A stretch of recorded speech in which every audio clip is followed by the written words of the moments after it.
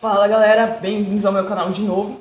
E como ninguém deu sugestão lá no meu stories, e eu acho que ninguém deu sugestão no comentário, porque é bem mais fácil vocês se comunicarem comigo no Instagram do que aqui pelo YouTube. Então caso tenham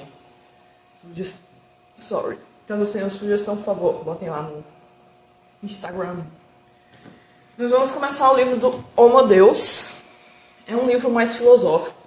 Ele não é tanto assim puxado mais para psicologia, nem tanto pelo tema que eu quero discutir, mas ele é mais um filme mais filosófico.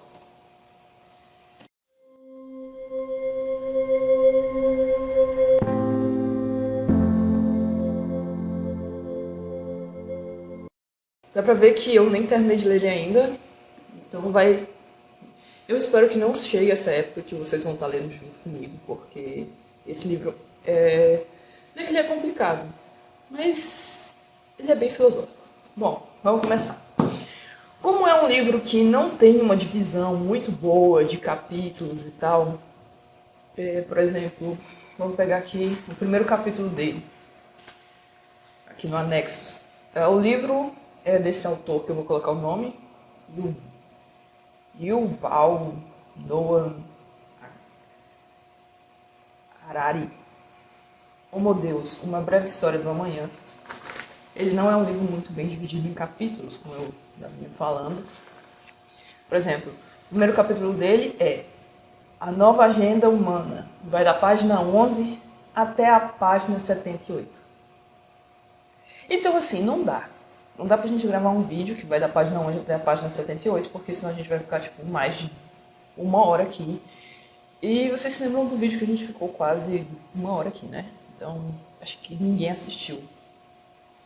A gente vai ficar só nisso aqui mesmo. Então, hoje, a gente vai da página 11 a 24.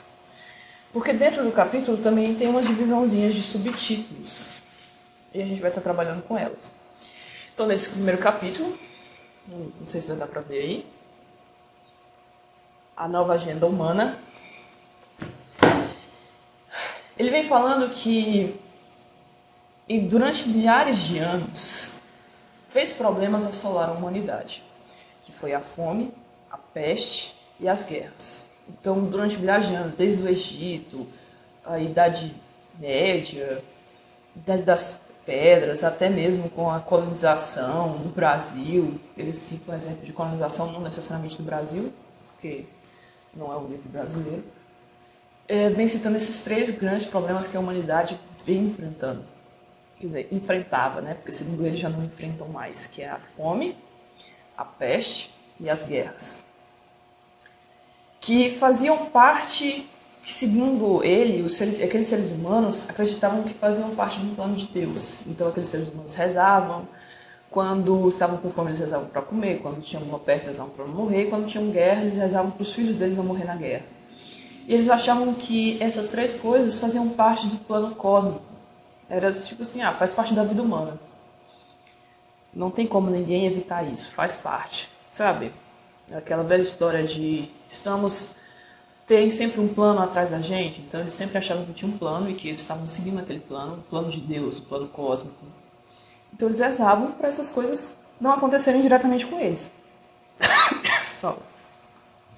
Mas são as 3 coisas que eles não sabiam como impedir, só rezando mesmo.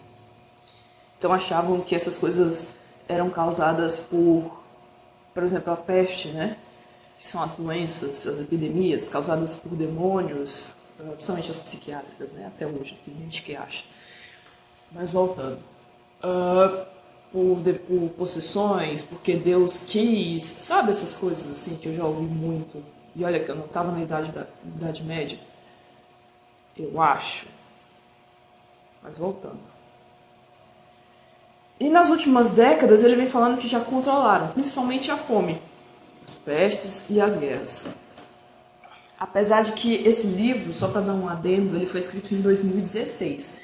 Então ele não viu, esse livro aqui, ele não viu a Covid, que deixou a maioria das pessoas sem memória, acho que provavelmente eu estou nesse balaio. Ele não viu a epidemia, a grande epidemia de Covid, mas ele vem explicar isso depois no rolê. E a fome também, E as guerras, que é a última guerra da Ucrânia, não foi? Rússia versus Ucrânia. Então esse livro está desatualizado. Mas voltando. Porém, ele diz que nessas últimas décadas a fome, a peste e as guerras são poucas. Porém, não foram totalmente resolvidas. Também não há de que dizer que foram erradicadas. Não é isso. Assim, é igual eu estava dizendo. Elas antes eram vistas de formas incompreensíveis, incontroláveis da natureza. Eram forças incompreensíveis e incontroláveis da natureza, que ninguém sabia de onde vinha e por que tinha. Só sabia que existia, que fazia parte da vivência humana aquilo. Era como se fosse realmente faz parte da vida. Fome, as pestes, as doenças, faz parte da vida. Todo ser humano já ficou doente. Então eles achavam realmente que fazia parte. E que não que podiam ser coisas que eram controladas. Eles não achavam que eram coisas que tinham como ser controladas, que tinham como ter protocolos para aquilo. Eles achavam que eram coisas que aconteciam do nada, vamos dizer assim. Se não do nada, ou porque um deus quis, ou um demônio, ou anjos, ou fadas. Essas coisas. Ele vem trazendo na página 11 lá embaixo que a maior parte das pessoas raramente pensa sobre isso. Porém, nas últimas poucas décadas, demos um jeito de controlar a fome, as pestes e a guerra. Isso o livro está dizendo, tá, gente? É evidente que esses problemas não foram completamente resolvidos. No entanto, foram transformados de forças incompreensíveis e incontroláveis da natureza em desafios que podem ser enfrentados. Não precisamos rezar para nenhum Deus ou santo para que nos salvem deles, das pestes, das guerras e da fome. Sabemos bem o que precisa ser feito para evitar a fome, as pestes e a guerra. E geralmente somos bem-sucedidos ao fazê-lo. E aí ele vem falando que é verdade que ainda se verificam fracassos dignos de nota, mas quando deparamos com eles, fracassos que ele fala, ainda é fato que deparamos com fracassos no quesito ainda há fome, ainda há pestes, ainda há guerras. Por exemplo, principalmente quando não, antes dessa guerra com a Ucrânia e a Ucrânia, os russos, né? Espero que eu tenha falado russos antes. Eu nem sei o que eu falei. Existia muitas guerras no Oriente Médio. Sempre teve lá. Então, sempre teve guerras. O que ele está querendo dizer é que diminuiu. Não que pararam.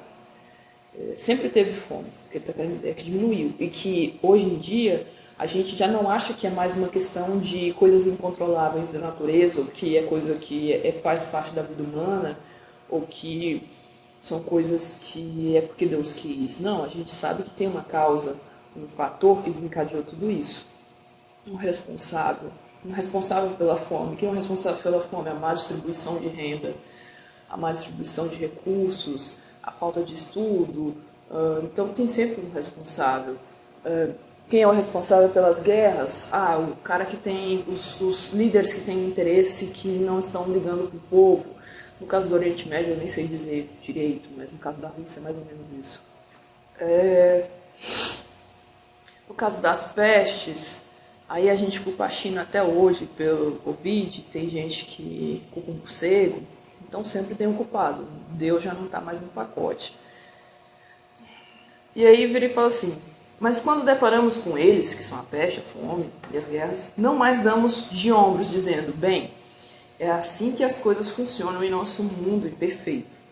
Ou que seja feita a vontade de Deus. Esse eu já ouvi, e eu ouvi muito. Sim, quando a fome quando a fome, as pestes ou a guerra saem do nosso controle, costumamos achar que alguém deve ter se equivocado. Estabelecemos uma comissão de inquérito e prometemos que na próxima vez faremos melhor. Isso efetivamente funciona. Então, como eu disse, eles antigamente achavam que não existia um culpado, que fazia parte da vida, e hoje em dia já acham. culpado. Por exemplo, a fome. Já culpam o sistema político pela fome, porque os governantes não estão dando atenção para os menos afortunados. A guerra recente com os governantes também, porque eles estão querendo alguma coisa e não estão. No caso da Ucrânia, da Rússia, é porque a Rússia quer dizer que quer se impor contra os Estados Unidos e não entra em embate direto com eles, né? Entra em embate com o mais fraco, que no caso é a Ucrânia. Bom, e aí chegamos ao subtítulo desse primeiro capítulo, que é a linha de pobreza biológica. E ele vem falando que quando algo dá errado, os seres humanos sempre têm alguém a culpar e como melhorar aquela situação. E é justamente essa questão da fome. Ele vem trazendo na página 14 que durante os últimos 100 anos, se pessoas morreram de fome, é porque alguns políticos querem que elas morram de fome. É igual eu te falei. Igual eu acabei de falar, tipo, se alguém morreu de fome, ou se existem pessoas com fome hoje em dia, é porque o sistema político não está dando atenção aos menos desfavorecidos. Mesmo quando guerras, terremotos ou tsunamis devastam países inteiros, esforços internacionais para evitar a fome são geralmente bem-sucedidos. Embora centenas de milhares de pessoas ainda passem fome quase todos os dias, a maioria dos países, o número de mortos por inanição é muito pequeno. E esse é Ele ainda vai trazer um dado interessante sobre... Mas eu acho que é mais sobre a guerra. Mas vamos continuar. O hábito de comer... E aí ele vem fazendo que o hábito de comer demais se tornou até um problema maior ainda do que a fome. Hoje em dia as pessoas estão morrendo de obesidade, mais do que estão morrendo de fome.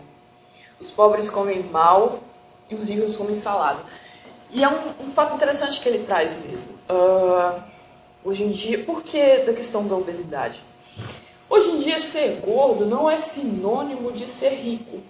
E ser magro já... Ser magro no quesito não de ser magro doente, mas de ser magro fitness, de ser magro bem cuidado. Já é um quesito de ser rico, né? As pessoas querem, almejam esses status.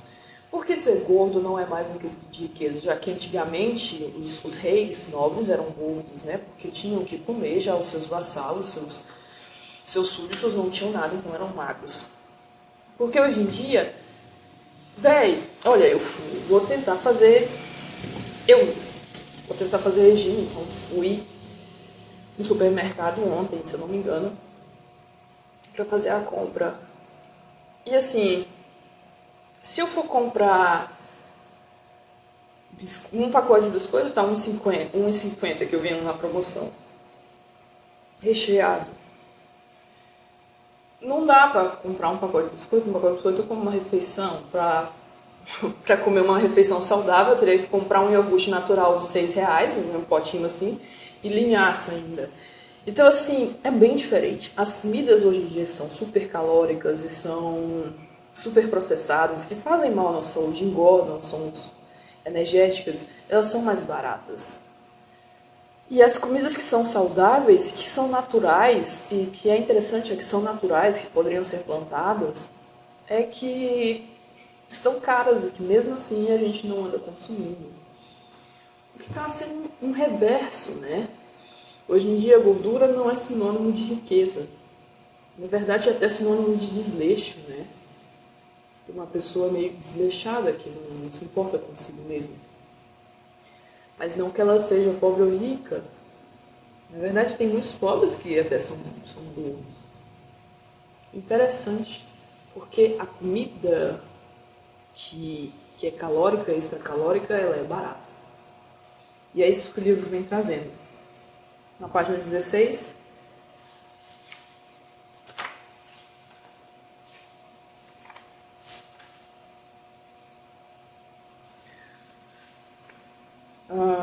ele traz que em 2010, fome e subnutrição combinadas mataram cerca de 1 milhão de pessoas, enquanto a obesidade matou 3 milhões. Entendeu? Então, não é que a fome, a peste ou a guerra acabaram completamente. Não, é que, teoricamente, a gente já conseguiu vencer elas. A gente já sabe o que causa elas e como pará-las ou como tratá-las. Se elas existem, é porque alguém está sendo incompetente em algum momento. O que ele quer dizer é que antigamente as pessoas só viviam, deixavam isso acontecer e achavam que eram coisas de Deus, coisas que aconteciam e que não tinham como parar tudo isso. E hoje em dia já tem. E eles já sabem como faz, já sabem quem são os culpados e já sabem como melhorar. Então, teoricamente, já está vencido. Se você já tem a solução e já sabe como fazer, você já está com meio caminho andado, só falta botar em prática.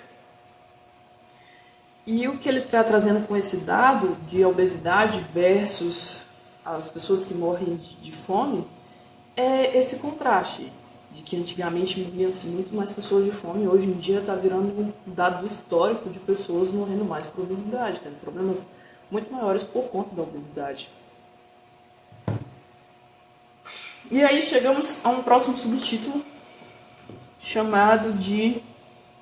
Eu vou atrás da página porque eu escrevi, não ficou bonita a minha letra, não. Armadas Invisíveis. E ele traz na página 17 que até a Era Moderna, a culpa pelas doenças foi atribuída ao ar viciado, a demônios maliciosos ou a deuses raivosos. Não se suspeitava da existência de bactérias e de vírus. As pessoas acreditavam facilmente em anjos e fadas.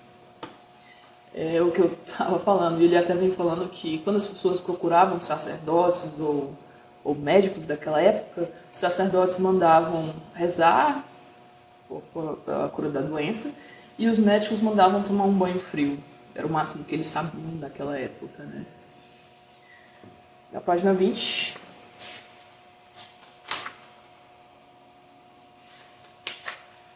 ele traz que durante o último século a humanidade ficou ainda mais vulnerável a epidemias.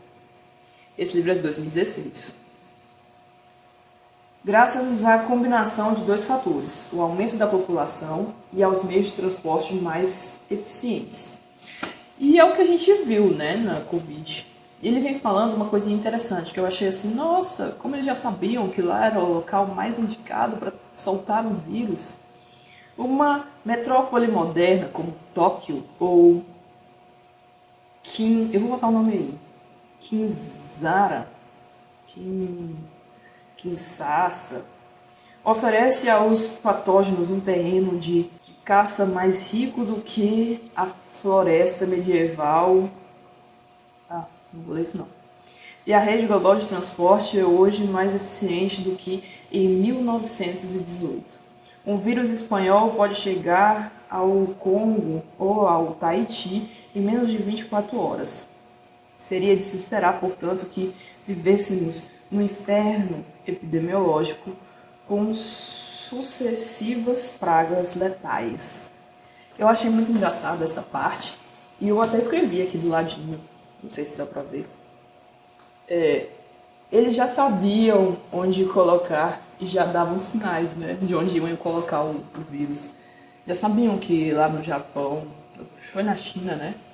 Que lá na China era o local mais indicado para colocar, porque tinha mais concentração de população. E como ele vem dizendo, graças aos meios de transporte, a globalização foi uma salvação e também uma perdição dos seres humanos, né? Ao mesmo tempo que já imaginou se a peste negra surgisse em qualquer ponto do mundo, ela já estaria estourada em qualquer lugar. Ela estaria poluindo todo o planeta, porque é tanta globalização que até pararem. E aí ele vem trazendo um dado interessante, que de tempos em tempos ficamos alarmados com a interrupção de uma nova praga potencial. Ele traz que em 2002 a 2003 houve a Síndrome Respiratória Aguda Grave, a SARS. Em 2005 houve a gripe aviária. Em 2009 a 2010 houve a gripe suína. Em 2014 houve a ebola. E em 2019, eu não sei se é a 2022 ou é 2020, eu não sei, eu acho que 2022, né? Veio a Covid-19 e ele também vem falando da tragédia que foi a AIDS. A AIDS também foi uma doença que no começo era pouco identificada e que teve um preconceito gigante contra homossexuais, porque pouco se sabia sobre ela. E só sabia que a maioria das pessoas que portavam ela eram homossexuais, não sabiam como pegavam, não sabiam de nada. Então foi bem trágico. De tempos em tempos surge uma nova praga, como eu vim falando, assim, respiratória, blá blá blá. Ninguém pode assegurar que pragas não tomarão a acontecer. E na verdade,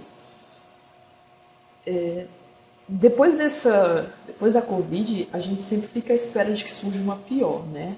Eu tô até agora à espera de que surja uma pior. Que essa foi só uma brincadeira, foi só um teste para ver como é que os seres humanos iam surtar, ver se eles iam se apegar a Deus mesmo ou não, para ver se surge uma pior.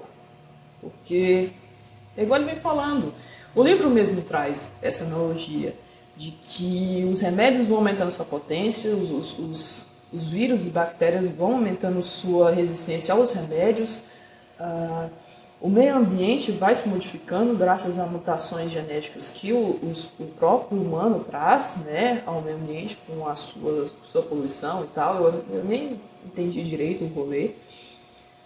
E aí vai causando essas alterações que doenças que não eram pegas, não eram passadas de animais para os seres humanos, agora são. Então, quem dirá que não vai surgir uma coisa pior, gente? Ainda mais com essa globalização do jeito que tá, quem dirá? Igual ele está falando, não mais do que nunca, nós estamos mais vulneráveis do que nunca com essa globalização.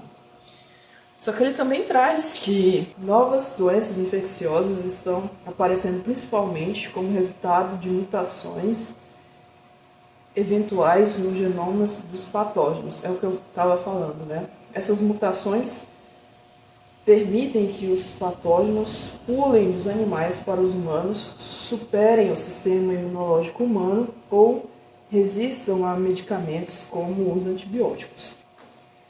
Ele fala aqui que em 2050 acredito que vamos enfrentar germes muito mais resistentes.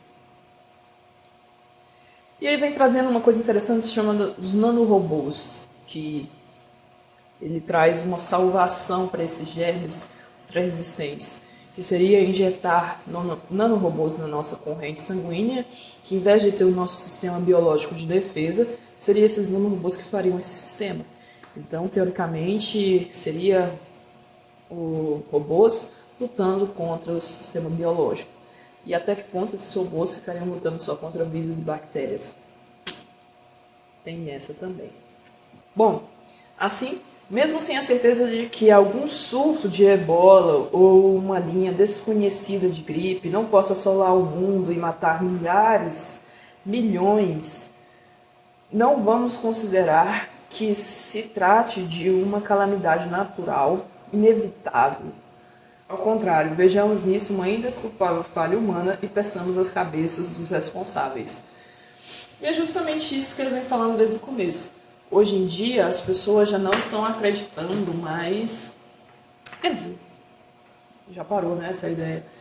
Não vem mais como essas pestes fossem coisas do demônio, coisas de Deus, ou coisas realmente do cosmos que acontecem. Então, realmente, hoje em dia, eles querem caçar os culpados pelas epidemias que tiveram. Por que que teve? Quem que foi que causou? Foi um morcego? Quem comeu um morcego? Já vão caçar a alma da pessoa que comeu um morcego, isso não vai adiantar nada, que já fudeu tudo. Então, hoje em dia, por mais que surjam as doenças e várias variáveis de coisas novas, eles já acham que é indesculpável a falha humana e que é uma falha humana ao surgir essas coisas e não mais uma desculpa do cosmos. Essas críticas partem da premissa de que a humanidade dispõe do conhecimento e dos instrumentos de precisão. Se mesmo assim as epidemias saírem do controle, isso se deve mais à incompetência humana do que à ira divina. E foi muito isso, né? Na China, por exemplo, quando começou a surgir a Covid, as pessoas aqui mesmo estavam falando tranca tudo lá, né? Na cidade lá, e o povo da cidade, depois surgiu áudios, vídeos dizendo, os próprios moradores lá, dizendo que eles não tinham botado o protocolo de proteção, de trancamento de barreiras lá. E aí por isso que deu todo esse alvoroço. Mas espalhou-se mais rápido, né? Podia ter espalhado mais devagar e com o tempo e a ciência desenvolvendo mais medicamentos e tal, estudando mais. Mas de qualquer forma, saiu uma fagulha, entrou num avião, já era, né? Se entrou num avião, já espalhou para 300 milhões de países ao mesmo tempo. É considerado um resultado de falhas humanas e não um destino cruel.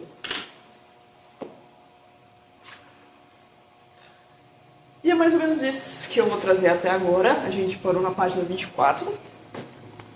E na página 24 a gente vai começar no próximo vídeo da semana que vem o Quebrando a Lei da Selva. A gente vai falar sobre as guerras.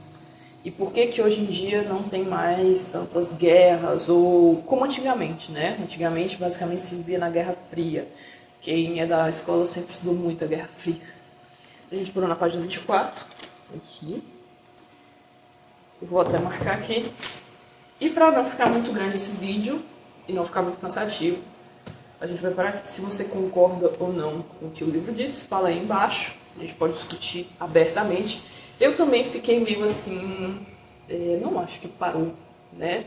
Mas eu entendo que o livro está um pouco desatualizado por ele ser de 2016. Mas calma que o livro está só começando e ele fica melhor com o tempo, eu garanto. Tem umas partes bem interessantes, tem uma que eu até fiquei assim, cara, eu não sou louca. Sério, eu fico assim, sempre pensei isso quando era criança e pela primeira vez eu vejo um autor falando e fiquei muito feliz. Certinho? Comentem aí embaixo, curtam e se quiserem mais sugestão, se tiverem mais alguma coisa, me procurem lá no direct do Instagram pra gente ver um tema diferente. Não necessariamente esse livro, porque esse livro é um pouquinho mais pesado mesmo pra trazer pro YouTube. Ele é um pouquinho mais denso. Beleza?